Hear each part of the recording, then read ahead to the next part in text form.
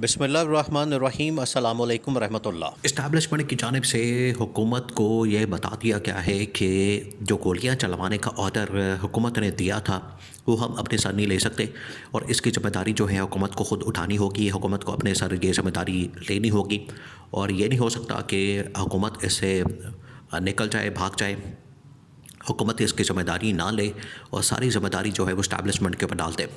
तो इस्टेब्लिशमेंट ने ये क्लियरली कैटेगोरिकली ये बात करती है और ये शहबाज शरीफ को ये बता दिया गया है, जिसकी वजह से शहबाज शरीफ जो है वो अब सिविल नाफरमानी का एक बहाना मार रहा है और कह रहा है कि 26 नवंबर वाक़े के अंदर जो लोग कसूरवार हैं उनको पकड़ा जाए, उनको कटहरे में खड़ा किया जाए और अगर उनकी जानिब से कोई तशद्दुद किया गया है, वायलेंस किया गया है तो उसके ख़िलाफ़ कार्रवाई की जाए।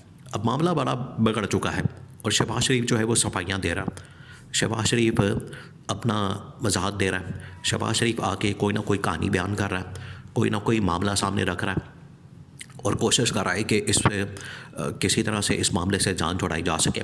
लेकिन अब जान छुड़ाना जो है वो शहबाज शरीफ के लिए बड़ा मुश्किल हो चुका है, इस हुकूमत के लिए बड़ा मुश्किल हो चुका है। देखिए, आप इससे अंदाज़ा करें कि जिन दिनों में ये वाक़या हुआ, जिन दिनों के अंदर ये 24 नवंबर को एहतजाज हो रहा था इस्लामाबाद के अंदर, पाकिस्तान के अंदर इमरान खान का, उन दिनों में 2-3 मिनिस्टर जो है वो बड़े आते थे। हर रोज़ ही आ रहे हैं, सुबह आ रहे हैं, शाम आ रहे हैं, दोपहर में आ रहे हैं, टीवी के ऊपर आ रहे हैं, प्रेस कॉन्फ्रेंस कर रहे हैं, कहानियाँ बयान कर रहे हैं, उनकी जानिब से कहानियाँ सुनाई जा रही हैं, चलाई जा रही हैं। उसमें एक अता तारड़, दूसरा राना सनाउल्लाह और तीसरा ख्वाजा आसिफ। देखें, ये तीनों मिनिस्टर भाग गए हैं, तीनों मिनिस्टर ही दौड़ गए हैं, कोई इसकी जिम्मेदारी नहीं ले रहा उन दिनों में। और इसके अंदर एक और भी शामिल था, वो था मोहसिन नकवी। मोहसिन नकवी आके कभी कह रहा है कि हमने पूरा मंसूबा बना लिया है, हमने प्लान कर लिया है। और मोहसिन नकवी की आप उन बातों से अंदाज़ा कर लें, उस शाम वाले दिन 26 नवंबर की शाम को जब ये PTI डी चौक के ऊपर पहुंच चुकी थी, PTI के लोग डी चौक के ऊपर पहुंच चुके थे और वहां पर आकर धरना देने को तैयार है, बिल्कुल तैयार थे और वहां पर बैठने को तैयार थे।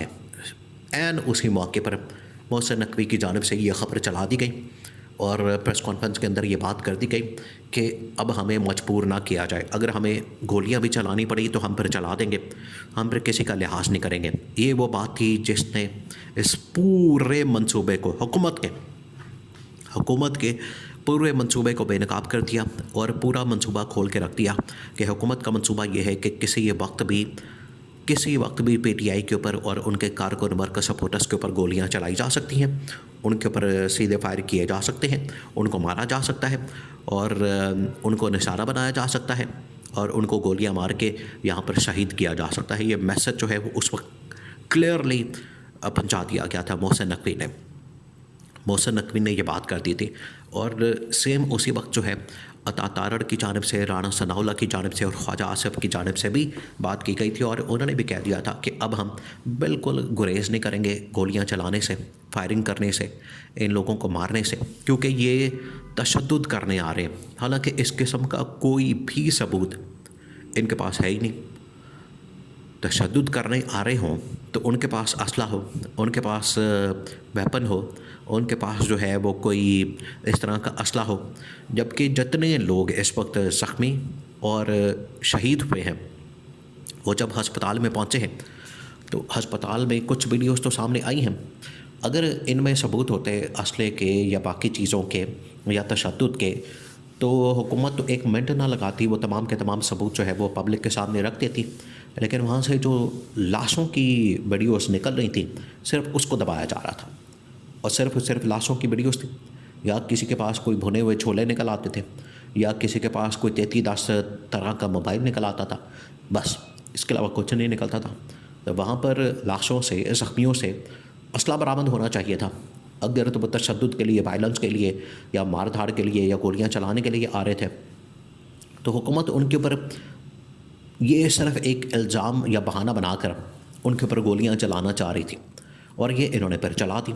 उनके ऊपर जो है सीधे फायर मारे, उनके ऊपर सीधी फायरिंग की, जिसकी वजह से ये इतना बड़ा साने और वाक़या पेश आया 26 नवंबर का। अब इमरान खान तो इससे पीछे नहीं हट रहा। इमरान खान के हाथ तो ये एक बहुत बड़ा वाक़या सामने आ गया। इमरान खान, आपको पता है इमरान खान की जो नेचर से, फितरत से वाकिफ़ है, उनको इस बात का पता है, उनको इस चीज़ का अंदाज़ा है, उन्हें इस चीज़ का नॉलेज है कि इमरान खान इस वाक़े से पीछे हटने वाला नहीं, इमरान खान इस मामले से पीछे हटने वाला नहीं। और इमरान खान ने तो अब आलमी सतह की जिसमें आलमी मीडिया को भी बुला लिया गया है, एक शोहदा कॉन्फ्रेंस बुलाने का ऐलान किया।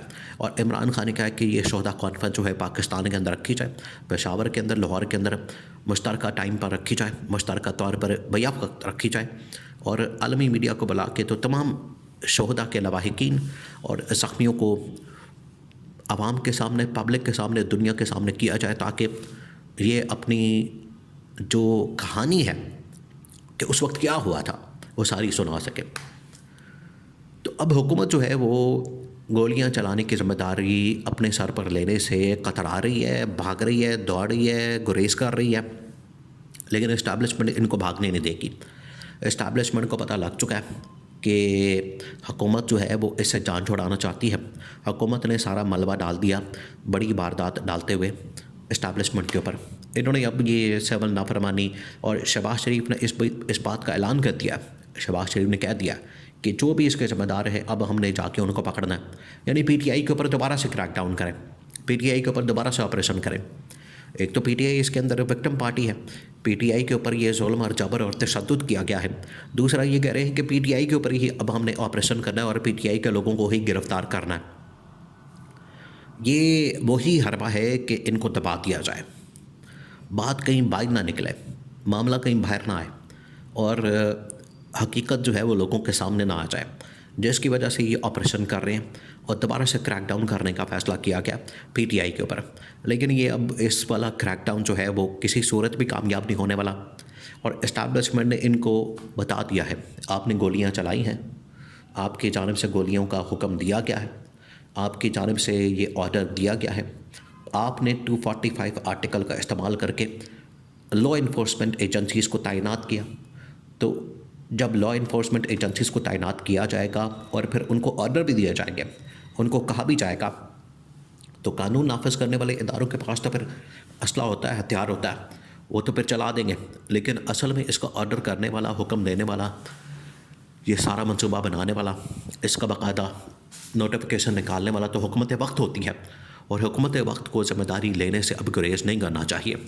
इस वजह से ये सारी ज़िम्मेदारी इस्टेब्लिशमेंट इनके ऊपर डालना चाहती है और इनको बताना चाहती है कि अब आप लोग ये ज़िम्मेदारी लेंगे, आप लोग इसकी रिस्पॉन्सिबिलिटी लेंगे, वरना आपकी छुट्टी करवा दी जाएगी।